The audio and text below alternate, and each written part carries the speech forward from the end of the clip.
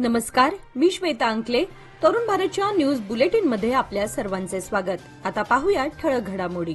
कर्नाटक राज्य सरकारने सादर केलेल्या अर्थसंकल्पाविरोधात बेळगाव जिल्हा भाजपतर्फे तीव्र निदर्शने करण्यात आली. भाजप नेत्यांनी फलक हाती घेत राज्य सरकारच्या अर्थसंकल्पाचा जोरदार निषेध व्यक्त केला. राज्य सरकार हे भ्रष्टाचारी असून कंत्राटदारांचे 36,000 कोटींचे थकीत बिल अद्याप दिले गेले नाही. सरकार हमीभावाच्या नावाखाली चुकीचे धोरण राबवते. परिणामी सरकारी अधिकारी आत्महत्या करत आहेत. याला जबाबदार राज्य सरकार असून सर्वसमावेशक बजेट सादर न करता केवळ अल्पसंख्याक समाजाच्या फायद्यासाठी अर्थसंकल्प सादर केला आहे. या अर्थसंकल्पाने हिंदू समाज किंवा बेळगावच्या नागरिकांना काहीही दिलेलं नाही असा आरोप माजी आमदार संजय पाटील यांनी व्यक्त केला. राज्य सरकारवर दलित, शेतकरी आणि मागास समाजावर अन्याय करून हिंदू विरोधी काम हे सरकार करत आहे, अशी घणाघाती टीका धनंजय जाधव यांनी व्यक्त केली. शहरातील कित्तूर राणी चन्नम्मा सर्कल येथे आंदोलन करण्यात आले. यामध्ये बैलगाडी, ट्रॅक्टरसह शेतकरी व भाजप कार्यकर्ते सहभागी झाले होते. शहरातील चव्हाट गल्ली येथील नागरिकांनी रस्ता खराब झाल्यानं आज गुरुवारी अनोखं आंदोलन हाती घेतलं होतं. गेल्या अनेक वर्षांपासून चव्हाट गल्लीचा रस्ता दुरुस्ती व्हावा अशी मागणी नागरिकांनी केली होती. मात्र महापालिका प्रशासन आणि लोकप्रतिनिधींनी याकडे दुर्लक्ष केलं होतं. त्यामुळे संतप्त नागरिकांनी होळीच्या पूर्वसंध्येला बोंबा मारून आणि केक कापून एक अनोखं आंदोलन हाती घेऊन आपला निषेध व्यक्त केला. विशेष करून त्या केकवर हॅपी रोड डे असा उल्लेख करण्यात आला होता. या आंदोलनामध्ये स्थानिक नागरिक आणि महिला वर्ग मोठ्या संख्येने आंदोलनात सहभागी झाले होते. हे आंदोलन प्रशासनाच्या ध्यानात येईल आणि या समस्येवर लवकरच उपाय निघेल अशी आशा नागरिकांनी व्यक्त केली.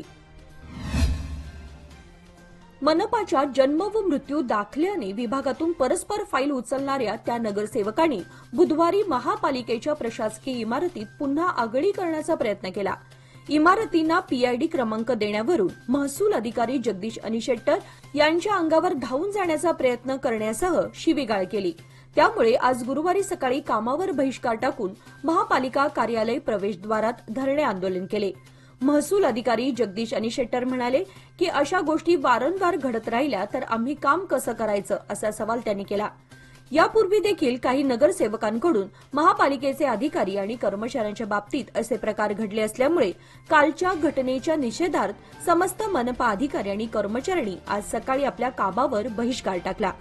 या घटनेचा निषेध म्हणून महानगरपालिका कर्मचाऱ्यांनी त्या नगरसेवकाच्या कृत्याचा विरोध केला आणि त्यावर त्वरित कारवाई करण्याची मागणी केली.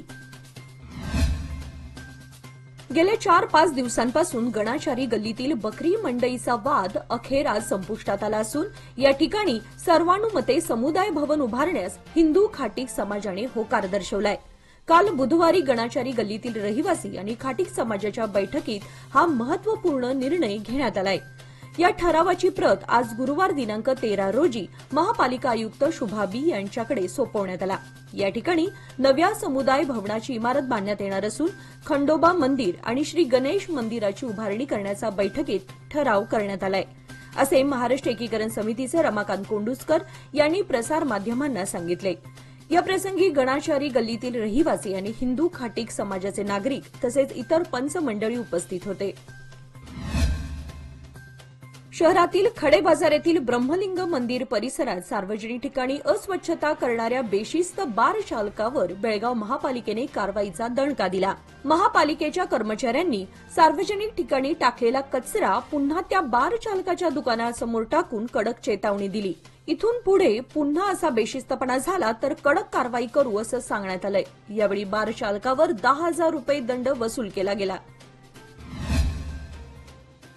होळी आणि रमजान सणाच्या पार्श्वभूमीवर मार्केट विभागाच्या सहाय्यक पोलीस आयुक्तांच्या नेतृत्वाखालील पोलीस अधिकाऱ्यांनी बुधवारी रात्री फूट पेट्रोलिंग सुरू केले. या पथकाने मार्केट पोलीस ठाण्याच्या क्षेत्रात गस्त घालून नागरिकांना सण शांततेत आणि सौहार्दपूर्ण वातावरणात साजरे करण्याचे आवाहन केले. मार्केट पोलिसांनी खडे बाजार, दरबार गल्ली, खंजर गल्ली, जालगार गल्ली, खडक गल्ली, घी गल्ली, शास्त्री चौक, नाना पाटील चौक इत्यादी भागात पायी गस्त घालून जनतेला शांतता राखून सण साजरा करण्याचे निर्देश दिले. पोलिसांचे फूट पेट्रोलिंग नागरिकांचे लक्ष वेधून घेत होते. तसेच या गस्तीनंतर सणांच्या पार्श्वभूमीवर कायदा आणि सुव्यवस्था कायम ठेवण्यास पोलीस कटिबद्ध आहेत. शहरातील महांतेश नगर येथे रुग्णालयातून घरी परतणाऱ्या एका महिलेची सोनसाखळी चोरीला गेली. उमा महेश्वर मल्लापूर आणि त्यांची सून प्रेमा दुर्दुंडेश्वर मल्लापूर या रात्री 8 वाजता रुग्णालयातून घरी परतत असताना 2 दुचाकीस्वारांनी अरिहंत बिल्डिंग समोर 90,000 रुपये किमतीची 30 ग्रॅम सोन्याची चेन चोरली. महिलेने पोलीस ठाण्यात फिर्याद दाखल केली असून पोलीस आणि आरोपींचा शोध सुरू केला आहे. पोलीस पुढील तपास करत आहेत. गर्भाशयाचे लवकर निदान आणि उपचार केल्याने पुढील परिस्थितीची प्रगती टाळता येते आणि लक्षणे कमी होतात. त्यासाठी डॉक्टरांचा वेळेत सल्ला घेणं महत्वाचं असल्याचे मत डॉक्टर सुरेखा पोटे यांनी व्यक्त केले. आंतरराष्ट्रीय महिला दिनानिमित्त संजीवनी फाउंडेशनच्या वतीने आयोजित महिला आरोग्य जागृती मास कार्यक्रमामध्ये त्या बोलत होत्या. यावेळी व्यासपीठावर संस्थापिका डॉक्टर सविता देगिनाळ, संचालिका रेखा बामणे, सल्लागार सदस्या डॉक्टर नवीना शेट्टीगार, प्रीती चौगुले, विद्या सरनोबत आदी उपस्थित होते. Financial support at every step. On the occasion of Women's Day, presenting Lokmanya Mahila Udan Nivesh Yojana, get an attractive 10.25% interest on a 555-day deposit, additional 0.50% interest for senior citizens. For more details, visit our nearest branch or call 1800-212-4050. Lokmanya, where money grows and relationships strengthens. Police खात्याला सहकार्य करत उल्लेखनीय समाजसेवा करणारे Belgaum cantonment बोर्डाचे माजी उपाध्यक्ष सामाजिक कार्यकर्ते साजिद शेख यांना बेळगाव पोलीस प्रशासनातर्फे सन्मानपत्र देऊन सन्मानित करण्यात आले आहे. गोरगरीब असहाय्य लोकांच्या मदतीला धावून जाणारे सामाजिक कार्यकर्ते साजिद शेख यांची पावसाळ्यात रस्त्यावरील धोकादायक झाडे, झाडाच्या फांद्या हटवण्याच्या बाबतीतील तत्परता वाखाणण्याजोगी आहे. पर्यावरण संरक्षणासाठी वृक्षारोपणासारखे उपक्रम राबवणाऱ्या साजिद यांनी बेळगाव कॅन्टोन्मेंट बोर्डाला एक रुग्णवाहिका देखील देणगी दाखल दिली आहे. विविध नागरिक समस्या सोडवण्यात पोलीस प्रशासनाला त्यांचे वेळोवेळी सहकार्य लाभत असते.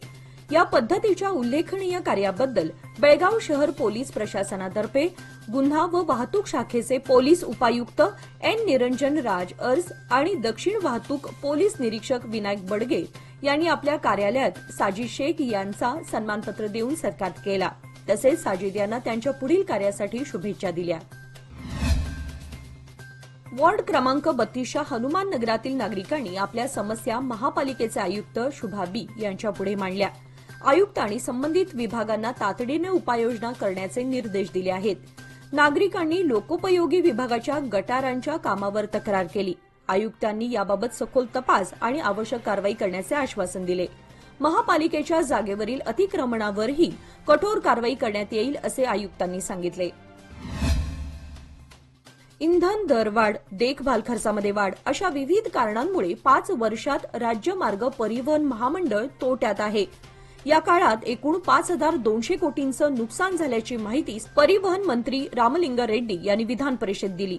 गेल्या 5 वर्षात केएसआरटीसीला 1,500 कोटी, बीएमटीसी 1,544 कोटी, केकेआरटीसीला 777 कोटी आणि वायव्य परिवहनला 1,386 कोटींचा फटका बसलाय. 4ही विभागांमध्ये सध्या 40% बस नुकसानीत धावत आहेत. 30% बस कोणत्याही फायदा तोट्याविना धावत आहेत, तर आणखी 30% बस फायद्यामध्ये धावत आहेत.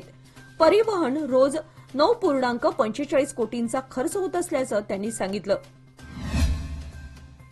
फेब्रुवारी महिन्यात ग्राहक महागाई दरामध्ये समाधानकारक घट झाली आहे. हा दर गेल्या 7 महिन्यांच्या नीचांकी पातळीवर असून 3.61% राहिल्याचे केंद्र सरकारकडून घोषित करण्यात आलंय. गेल्या वर्षीच्या याच महिन्याच्या तुलनेतही त्यात घट झाली आहे. दुसऱ्या बाजूला भारताचा औद्योगिक उत्पादनाचा दर वाढला असून तो 5% 8 महिन्यांमधील उच्चांकी स्तरावर गेलाय.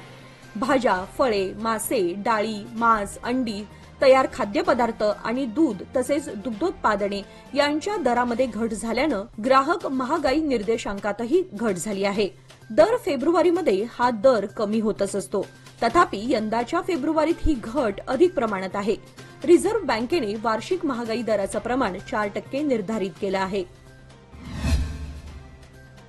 विश्व भारत सेवा समिती संचलित पंडित नेहरू हायस्कूल शहापूर बेळगाव या शाळेचा बक्षीस वितरण व 10वी विद्यार्थ्यांचा निरोप समारंभ आज गुरुवार दिनांक 13 मार्च 2025 रोजी शाळेच्या सभागृहात मोठ्या उत्साहात पार पडला।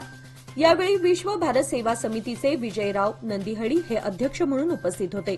प्रमुख पाहुणे MHPS शाळेच्या मुख्याध्यापिका सविता चंदगडकर, जयश्री पाटील, सुजाता लोखंडे, पंडित नेहरू हायस्कूलचे मुख्याध्यापक SG हिरेमठ, मारुती मुगळी हे उपस्थित होते। दरम्यान राष्ट्रीय व राज्य पातळीवर यश संपादन केलेल्या शाळेचे मल्ल सुशील कुमार थोरवी, हर्षद नाईक, श्रीशाल करेनी, सुरेश लंगोटी, संजय हेगडे, वेदांत मासेकर, अंजली शिंदे यांचा शाल आणि श्रीफळ देऊन सन्मान करण्यात आला। मराठी माध्यमातून आदर्श विद्यार्थी नितेश शिगेहळीकर व श्रावणी पाटील तर कन्नड माध्यमातून ओमकार चित्रकार, वैष्णवी नाईक यांना स्मृतिचिन्ह व प्रमाणपत्र देऊन गौरवण्यात आले। आदर्श खेळाडू म्हणून प्रथमेश सुतार व वैष्णवी नाईक यांचा सन्मान करण्यात आला। कार्यक्रमासाठी आदर्श मराठी विद्यामंदिर प्राथमिक शाळेचे मुख्याध्यापक विठ्ठल पाटील यांना प्रमुख वक्ते म्हणून आमंत्रित करण्यात आले होते। सूत्रसंचालन सुषमा पाटील, आभार प्रदर्शन विजया पाटील यांनी केले। याप्रसंगी पंडित नेहरू शाळेचे सर्व शिक्षक वर्ग, विद्यार्थी आदी उपस्थित होते। उद्या शुक्रवार दिनांक 14 मार्च रोजी होणाऱ्या रंगोत्सवासाठी तरुणाई मंगळवार सायंकाळपासूनच तयारीला लागली आहे। डीजेच्या तालावर बेधुंद रंगोत्सव साजरा करण्यासाठी ठिकठिकाणी साऊंड सिस्टीमची तयारी जोरदार करण्यात येत असून चव्हाट गल्ली, खडक गल्ली, पांगुळ गल्ली आदी महत्वाच्या ठिकाणी सालाबादप्रमाणे रंगोत्सवाच्या जल्लोषासाठी व्यवस्था करण्यात आली आहे। परंपरेनुसार उद्या चव्हाट गल्ली येथील चव्हाट देवस्थानासमोर रंगोत्सव आणि वार्षिक होळी उत्सव, तसेच पांगुळ गल्ली येथील अश्वत्थामा मंदिरासमोर सामूहिक लोटांगण, गोंधळी गल्ली येथील वेताळ देवस्थानामध्ये पूजा पार पडणार आहे। रंगोत्सवासाठी सर्वत्र उत्साहाचं वातावरण दिसून येत असून रंगोत्सवाच्या आधीच एक दिवस बच्चे कंपनी आणि तरुणाईला रंगोत्सवाचे वेध लागलेत। शुक्रवारी शाळांना सुट्टी असल्यानं विद्यार्थ्यांनी आज गुरुवारीच रंगपंचमीचा आनंद लुटलाय। अनेक रिक्षा मामांनी देखील विद्यार्थ्यांसमवेत रंगोत्सवाचा आनंद लुटला। अथणी तालुक्यातील नंदेश्वर येथील सुभाष सदाशिव बळवाड वय 30 याचा ट्रान्सफॉर्मरवर काम करत असताना विजेचा धक्का बसून जागीच मृत्यू झाला। दरम्यान विद्युत पुरवठा बंद करून काम करत असताना पुरवठा कोणी सुरू केला याची चौकशी व्हावी अशी मागणी होत आहे। सुभाष बळवाड हा अथणी हेस्कॉममध्ये वायरमन म्हणून काम करीत होता। दरम्यान विद्युत पुरवठा बंद करून ट्रान्सफॉर्मरवर काम तो करीत असताना अचानक पुरवठा सुरू झाल्यानं त्याला विजेचा धक्का बसून त्याचा जागीच मृत्यू झाला। सदर घटनेची नोंद अथणी पोलिसात झाली असून पोलीस अधिक तपास करत आहेत। कणकुंबी भागातील शिमगोत्सवाला आज गुरुवार दिनांक 13 रोजी प्रारंभ होणार असून सदर कार्यक्रम दिनांक 20 मार्चपर्यंत चालणार आहेत। 8 दिवस चालणाऱ्या या शिमगोत्सवात विविध धार्मिक व पारंपरिक कार्यक्रमाचे आयोजन करण्यात आले आहे। कणकुंबीसह परिसरातील सर्व गावांमध्ये होलिकोत्सव आगळ्या वेगळ्या पद्धतीने साजरा केला जातो।